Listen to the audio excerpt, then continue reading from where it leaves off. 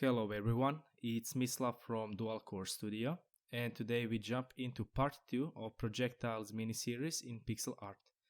So what I have prepared is a simple cannon firing a simple projectile, but in 5 different ways.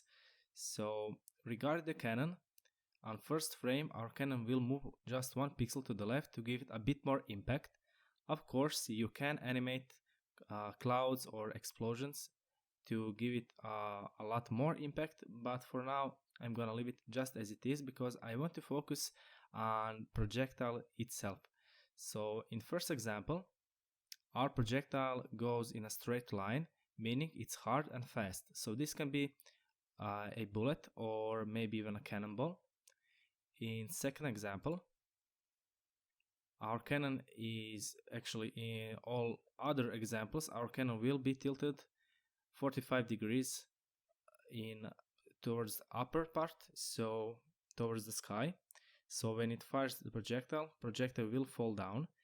And in this example, you can see our projectile is really hard and it has a little bit of bounce. So this can be like a heavy cannonball, for example, or even maybe a bowling ball if it's easier for you to imagine or visualize. So when it hits the ground,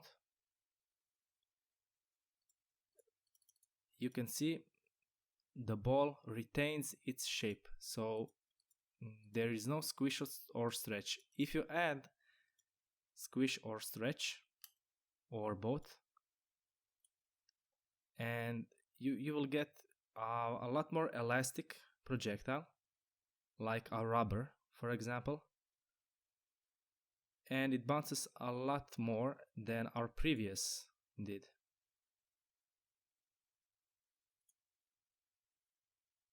And of course, in this example, you have squish and stretch, so when it hits the ground, it squishes, and when it goes up again, it stretches out again. So that gives it a bit more bounce. So all of these animations basically have first 5 frames are almost the same and the last 5 frames are different. So in fourth example, our projectile, when it hits the ground, it seeps into ground, meaning our projectile is soft, it has no bounce, so it has some liquid properties as well. This can be maybe a mud. Okay, so in the last example, our projectile, when it hits the ground, it falls apart. So this can be ice, this can be water, it can be glass.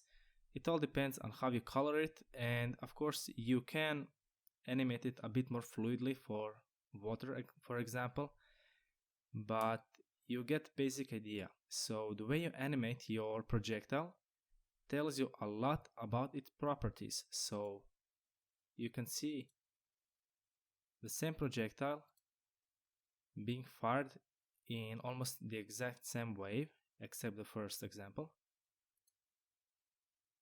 But the way it behaves tells you a lot about it.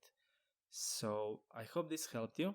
If you have any questions or even wishes for next video, please leave it down in the comments. Also, don't forget to like, share and subscribe. Until next video, see ya later.